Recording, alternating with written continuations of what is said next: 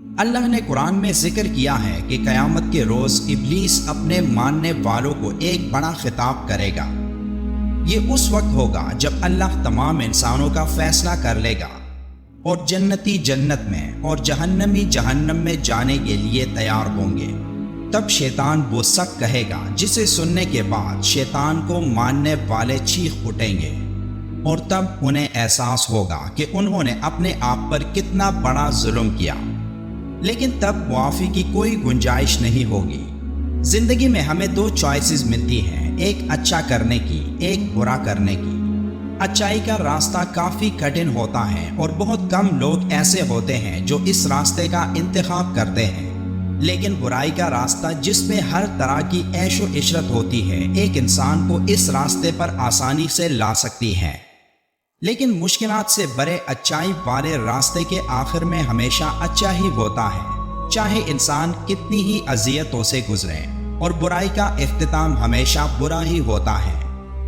Human psychology کے مطابق ایک انسان نفسیاتی طور پر جتنا کمزور ہوگا وہ اتنا ہی برے کاموں کے پیچھے دوڑے گا۔ جہاں وہ کچھ دیر کی خوشی کے لیے ایک نہ ختم ہونے والی عذاب بری زندگی کا انتخاب کرتا ہے، وہ زندگی قیامت کے بعد کی زندگی ہے، جہاں ایک انسان اس زندگی میں ہر اس پل کا حساب دے گا جو اس نے یہاں گزارے، اچھے یا برے۔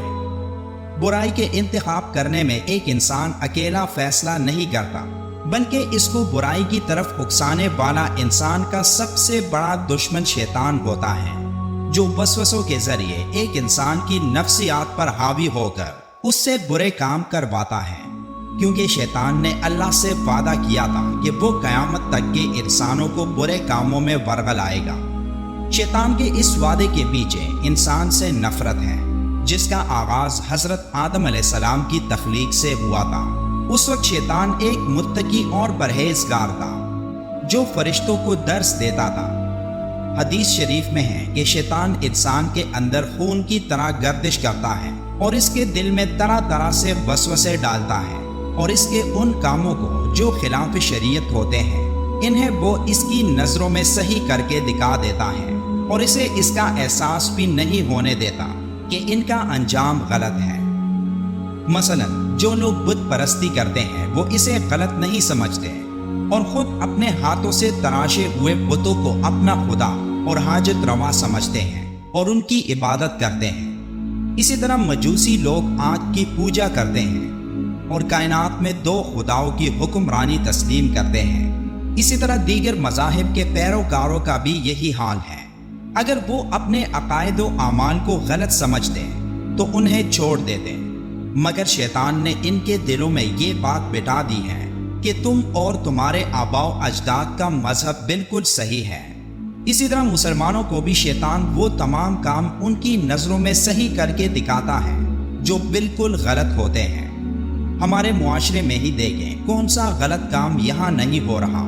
سرکاری افسر رشوت کے بغیر کام نہیں کرتا، پھل اور سبزی فروش اپنے فائدے کے لیے لوگوں کو دھوکہ دیتے ہیں، بڑی بڑی یونیورسٹیز میں طالبات کو بلیک میل کر کے جسم فروشی کے بدلے مارکس اور ڈگریاں دی جاتی ہیں۔ یعنی برائیوں کی ایک لمبی لسٹ ہے جسے ہم سمجھتے ہوئے بھی برا نہیں کہتے، اور اس کی بڑی وجہ ہمارے اندر ایمان کی کمزوری ہے۔ مگر حیرت کی بات یہ ہے کہ جس شیطان ابلیس کی اطاعت کرتے ہیں وہ ساری زندگی گزار دیتا ہے، وہی شیطان روز قیامت انسان سے لا تعلقی کا اظہار کر دے گا کہ تم نے دنیا میں جو غلط کام کیے وہ اپنی مرضی سے کیے اور اس میں میرا کوئی قصور نہیں۔ ہم دنیا میں جو بھی غلط کرتے ہیں اس کا سارا الزام شیطان پر لگا دیتے ہیں کہ شیطان نے ہی ہمیں بہکایا، مگر یہ بات تو تب صحیح ہو کہ اللہ روز قیامت تمام انسانوں کا حساب لینے کی بجائے صرف شیطان ہی کو پکڑ لیں اور کہیں کہ تو نے میرے بندوں کو بہکایا اور انہیں برائیوں میں مبتلا کیا، وہ تو سب میرے فرما بردار بندے تھے، مگر تو نے انہیں گمراہ کر کے چھوڑا، لہٰذا اب تو ہی ان سب کی طرف سے سزا بھگتو۔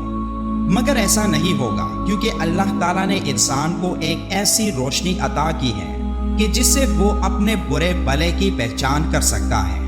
چنانچہ فرمایا، ہم نے انسان کو دو ابھرے ہوئے ٹیلوں یعنی نیکی اور بدی کی راہ دکھائی، اور پھر انسان کو اس کا اختیار بھی دیا گیا کہ وہ دونوں راستوں میں سے اپنے لیے ایک راستے کا انتخاب کر لیں۔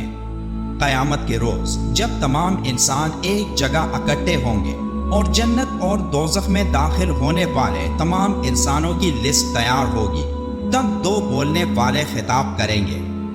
پہلے اللہ حضرت عیسیٰ علیہ السلام سے فرمائے گا، اے عیسیٰ مریم کے بیٹے، کیا تو نے لوگوں سے کہا تھا کہ خدا کے سوا مجھے اور میری ماں کو بھی خدا بنا لو؟ وہ عرض کرے گا کہ تو پاک ہے، مجھے لائق نہیں ایسی بات کہوں کہ جس کا مجھے حق نہیں۔ اگر میں نے یہ کہا ہوگا تو تجھے ضرور معلوم ہوگا، جو میرے دل میں ہے تو جانتا ہے، اور جو تیرے دل میں ہے وہ میں نہیں جانتا، بے شک تو ہی چھپی ہوئی باتوں کا جاننے والا ہے۔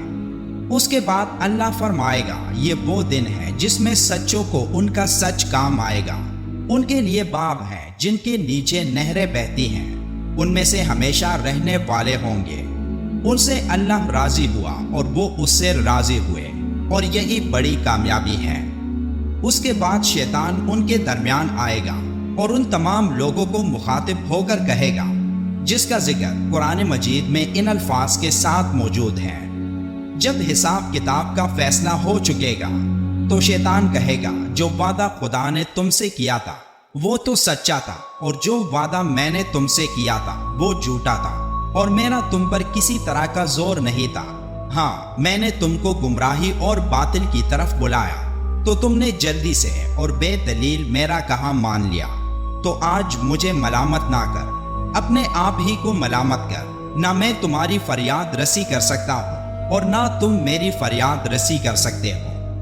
میں اس بات سے انکار کرتا ہوں کہ پہلے تم مجھے شریک بناتے تھے۔ بے شک جو ظالم ہیں ان کے لیے درد دینے والا عذاب ہے۔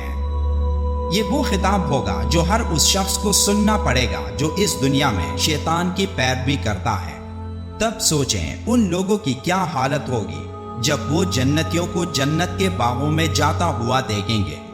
لہٰذا روز قیامت حساب و کتاب انسان کے اچھے اور برے اعمال کی بنیاد پر ہوگا، نہ کہ شیطان کے بہکاوے پر۔ لہٰذا آج وقت ہے کہ ہم اپنے اعمال کا جائزہ لیں کہ ہم کس طرف جا رہے ہیں۔ آیا ہمارے اعمال شریعت کے مطابق ہیں یا شیطان کی اطاعت گزاری میں؟ یہ فیصلہ آپ نے کرنا ہے۔ ویڈیو کے آخر میں ایک بار درود شریف پڑھنا مت بھولیے گا۔ ملتے ہیں ایک اور ویڈیو میں، تب تک کے لیے اللہ حافظ۔